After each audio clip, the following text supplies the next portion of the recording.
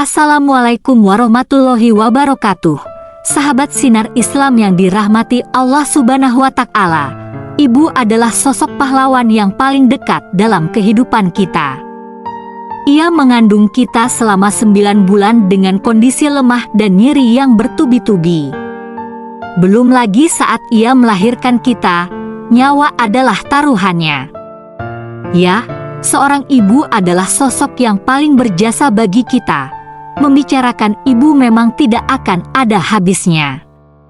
Ibu adalah sosok inspiratif yang keberadaannya memberikan ketentraman dalam kehidupan kita.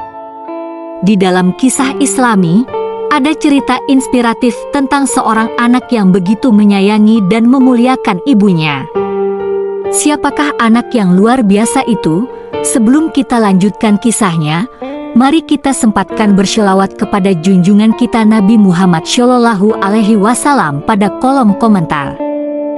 Sebagai tanda cinta dan penghormatan kita kepada beliau, Rasulullah Shallallahu Alaihi Wasallam bersabda, "Barang siapa di antara umatmu yang berselawat kepadamu sekali, maka Allah menuliskan baginya 10 kebaikan, menghapuskan dari dirinya 10 keburukan, meninggikannya sebanyak 10 derajat, dan mengembalikan kepadanya 10 derajat pula." Hadis riwayat Ahmad. Mari kita simak kisahnya sampai selesai. Anak itu bernama Uwais Al-Qarni. Uwais merupakan seorang pemuda yang hidup di masa Rasulullah Shallallahu Alaihi Wasallam, akan tetapi ia belum pernah berjumpa dengan Rasulullah. Sehingga Uwais Al-Qarni ini disebut sebagai tabi'in. Uwais Al-Qarni ini tinggal bersama ibunya di Yaman. Ibu Uwais kondisinya lumpuh, cacat, dan dikenal sebagai seorang perempuan yang menderita penyakit kulit kusta yang menular, sehingga membuat kulitnya belang-belang. Uwais pun memiliki penyakit kusta seperti ibunya, tetapi ia masih bisa beraktivitas seperti biasa. Sementara itu, ada juga yang mengatakan bahwa Uwais terkena penyakit vitiligo, meski kondisi ibu Uwais cacat dan lumpuh. Uwais tetap sabar, tak meninggalkan, dan tak pernah lelah merawat ibunya. Karena rasa sayang dan cintanya kepada sang ibu, segala permintaan sang ibu dikerjakan oleh Uwais Al-Qarni. Namun, hanya satu permintaan sang ibu yang sulit dikerjakan oleh Uwais, yaitu saat sang ibu meminta menunaikan ibadah haji. "Anakku, mungkin ibu tak lama lagi akan bersamamu. Ikhtiarkan agar ibu dapat mengerjakan haji," pinta sang ibu kepada Uwais. Mendengar permintaan perempuan yang disayanginya itu, Uwais lalu termenung. Ia bingung karena perjalanan dari Yaman menuju Mekah begitu jauh. Sementara Uwais dan ibunya bukanlah dari keluarga yang kaya raya. Bahkan mereka tidak memiliki kendaraan seperti unta untuk digunakan dalam perjalanan. Lalu bagaimana Uwais membawa ibunya menunaikan ibadah haji? Setelah merenung, akhirnya Uwais menemukan jawabannya. Dengan yakin dan mantap, Uwais akhirnya membeli seekor anak sapi. Untuk apa gerangan? Rupanya anak sapi itu digunakan Uwais untuk melatih fisiknya. Setiap pagi, Uwais berlatih menggendong anak sapi itu secara bolak-balik untuk melatih kekuatan fisiknya. Orang-orang di sekitar Uwais bahkan sempat menyangka Uwais gila.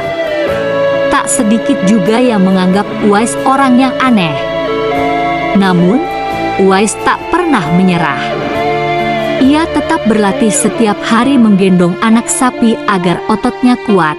Setelah 8 bulan melalui masa latihan fisik dan musim haji pun telah tiba, Uwais pun akhirnya memenuhi keinginan ibunya. Dengan rasa semangat dan bakti yang besar kepada sang ibu, Uwais akhirnya memilih menggendong sang ibu menuju Mekah dengan cara berjalan kaki. Meskipun begitu sulit dan berat yang harus dilalui oleh Uwais, Uwais tidak mengeluh dan tidak menyerah. Ia fokus untuk taat kepada ibunya sebagai bukti cinta dan baktinya kepada sang ibu. Bahkan kisah Uwais ini sangat menginspirasi bagi setiap ibu dan anak dimanapun. Bahkan, kisah ini pun disampaikan oleh Rasulullah Shallallahu Alaihi Wasallam. Doa Uwais yang menggetarkan. Setelah melalui perjalanan yang panjang dan melelahkan, Uwais dan ibunya akhirnya sampai di kota Mekah.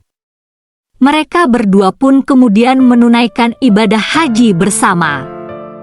Begitu bahagianya ibu Uwais akhirnya bisa melihat Baitullah. Ibu Uwais bercucuran air mata saking terharunya sambil menggendong ibunya wukuf di Ka'bah. Uwais pun lalu berdoa. Doa Uwais ini sungguh menggetarkan sampai Allah Subhanahu wa Ta'ala pun menurunkan karunia kepada Uwais dan ibunya. Ya Allah, ampuni semua dosa ibu, pinta Uwais. Mendengar doa Uwais tersebut, sang ibu pun bertanya-tanya, lalu, bagaimana dengan dosamu? Tanya sang ibu keheranan. Uwais kemudian menjawab, dengan terampuninya dosa ibu, maka ibu akan masuk surga. Cukuplah ridho dari ibu yang akan membawaku ke dalam surga. Mendengar jawaban Uwais yang tulus, seketika Allah Subhanahu wa Ta'ala pun memberikan karunia untuk Uwais dan ibunya. Doa tulus sepenuh hati dari Uwais dan cinta kasih dari ibunya akhirnya membuat Uwais sembuh dari penyakit kusta. Hingga yang tersisa hanyalah bulatan putih sebesar 2 dirham di tangan Uwais. Sosok Uwais yang diceritakan Rasulullah, meskipun Rasulullah Shallallahu Alaihi Wasallam belum pernah bertemu dengan Uwais, dan Uwais pun belum pernah berjumpa dengan Rasulullah.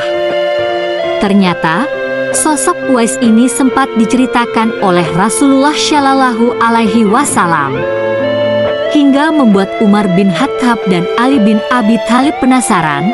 Rasulullah Shallallahu Alaihi Wasallam pernah berpesan kepada Umar bin Khattab dan Ali bin Abi Thalib, di zaman kamu nanti akan lahir seorang manusia yang doanya sangat makbul. Kalian berdua, pergilah cari dia. Dia akan datang dari arah Yaman. Dia dibesarkan di Yaman. Di dalam sebuah hadis dikatakan bahwa Uwais Al-Qarni ini dikenal sebagai sosok manusia yang dirindukan surga karena baktinya yang tulus kepada sang ibu. Dalam hadis riwayat Muslim, Umar berkata, "Aku mendengar Rasulullah bersabda, sesungguhnya sebaik-baik tabi'in itu adalah orang yang bernama Uwais. Ia memiliki orang tua, dan padanya terdapat kusta. Suruhlah dia untuk memohonkan ampun untuk kalian." Rasulullah Shallallahu Alaihi Wasallam pernah bersabda, "Suatu ketika, apabila kalian bertemu dengan dia, Uwais, mintalah doa dan istighfarnya. Dia adalah penghuni langit, bukan orang bumi." Hadis riwayat Ahmad. Pelajaran tentang ketakwaan, keimanan, dan kebaktian seseorang juga bisa dicontoh hanya dari seorang pemuda biasa bernama Uwais Al-Qarni. Ia merupakan pemuda yang terkenal di langit karena keimanan dan ketakwaannya kepada Allah Subhanahu wa Ta'ala. Uwais Al-Qarni adalah seorang pemuda dari Yaman yang hidup di zaman Nabi Muhammad Shallallahu Alaihi Wasallam.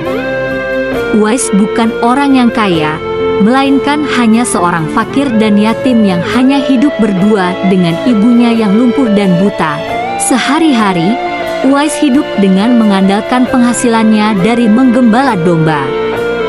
Hasil yang ia dapatkan hanya cukup untuk makan ibunya. Sedangkan apabila ada kelebihan, terkadang ia gunakan untuk menolong tetangganya yang juga kesusahan. Selebihnya Uwais sering berpuasa. Hidupnya hanya ia gunakan untuk beribadah kepada Allah Subhanahu wa Ta'ala dan berbakti kepada ibunya.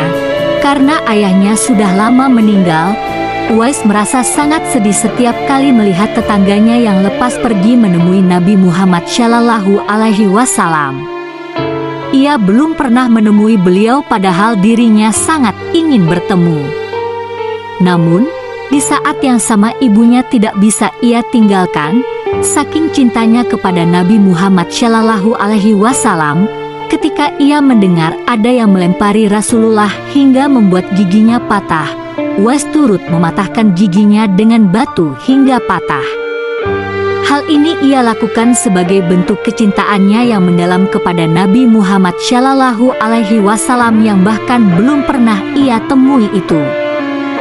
Ia selalu bertanya-tanya, kapankah ia bisa bertemu dan memandangi wajah beliau dari dekat. Akhirnya, pada suatu hari ia ungkapkan semua isi hatinya kepada ibunya dan meminta izin untuk bisa bertemu dengan Nabi Muhammad. Ibunya pun mengizinkannya untuk pergi ke Madinah.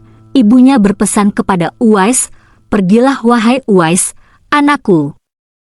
Temuilah Nabi di rumahnya. Dan bila telah berjumpa dengan Nabi, segeralah engkau kembali pulang." Dengan hati yang sangat gembira, ia tiba akhirnya di Madinah. Di depan pintu rumah Nabi Muhammad Shallallahu Alaihi Wasallam, ia mengetuknya. Setelah pintu dibuka, ternyata yang menyambutnya bukan Rasulullah sendiri, melainkan Aisyah radhiyallahu anhu. Saat itu Nabi sedang berada dalam peperangan sehingga beliau tidak bisa menemuinya. Uwais sangat kecewa. Bahkan ketika sampai di rumah Nabi ia belum juga bisa menemui beliau. Ia ingin sekali menunggu Nabi pulang dari medan perang, namun ia teringat dengan pesan ibunya yang menyuruhnya segera pulang ketika sudah bertemu beliau. Dengan berat hati, akhirnya Uwais memilih untuk mematuhi ibunya dan kembali pulang tanpa pernah bertemu dengan Nabi Muhammad Shallallahu Alaihi Wasallam. Ketika Nabi Muhammad Shallallahu Alaihi Wasallam pulang dari pertempuran, beliau menanyakan kepada Aisyah radhiyallahu tentang orang yang mencarinya dan ia pun menceritakannya kepada Nabi. Aisyah radhiyallahu anhu menjelaskan bahwa ada seorang pemuda dari Yaman yang datang ingin berjumpa dengan Rasulullah Shallallahu Alaihi Wasallam. Namun, karena ibunya sudah tua dan sakit-sakitan, ia tidak bisa menunggu kedatangan Nabi dan memilih untuk pulang. Nabi Muhammad Shallallahu Alaihi Wasallam lalu menjelaskan bahwa pemuda itu adalah penghuni langit. Beliau juga menceritakan kepada para sahabat, kalau kalian ingin berjumpa dengan dia, perhatikanlah ia mempunyai tanda putih di tengah telapak tangannya. Beliau juga menyarankan untuk meminta doa dan istighfar darinya, sebab ia adalah penghuni langit dan bukan penduduk bumi. Tak lama Nabi Muhammad Shallallahu Alaihi Wasallam pun wafat.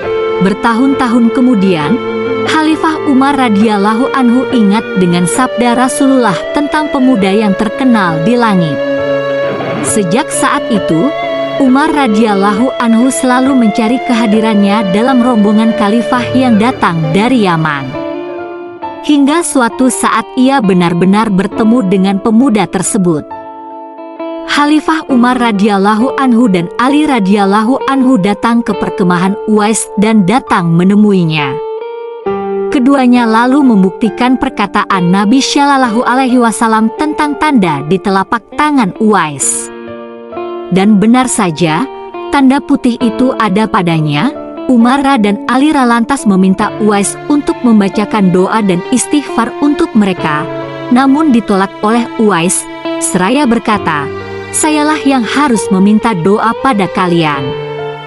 Lalu, Umar dan Ali tetap meminta untuk didoakan. Akhirnya Uwais melakukannya. Setelah itu, Umar hendak memberikan jaminan hidup kepada Uwais. Namun lagi-lagi tawaran itu ditolak olehnya. Ia berkata, "Hamba mohon supaya hari ini saja hamba diketahui orang. Untuk hari-hari selanjutnya, biarlah hamba yang fakir ini tidak diketahui orang lagi." Wafatnya Uwais Al-Qarni. Beberapa tahun kemudian, Uwais meninggal dunia. Anehnya, proses pemakamannya dihadiri oleh ribuan orang yang berebut untuk merawat jenazahnya. Penduduk kota Yaman tercengang. orang-orang yang mendatangi pemakaman Uwais bukanlah orang yang mereka kenal. Padahal semasa hidupnya, ia sangat miskin dan tidak memiliki apa-apa. Lantas bagaimana bisa ribuan manusia ini datang untuk mengurus jenazah dan pemakamannya? Berita tentang keanehan pemakaman Uwais Al-Qarni ini menyebar dengan luas. Akhirnya penduduk Yaman tahu bahwa Uwais Al-Qarni ternyata bukanlah penduduk bumi, ia adalah pemuda yang terkenal di langit. Dan manusia-manusia tadi adalah malaikat yang dikirim oleh Allah Subhanahu wa Ta'ala kepadanya. Wallahu alam bisawab. Wassalamualaikum warahmatullahi wabarakatuh.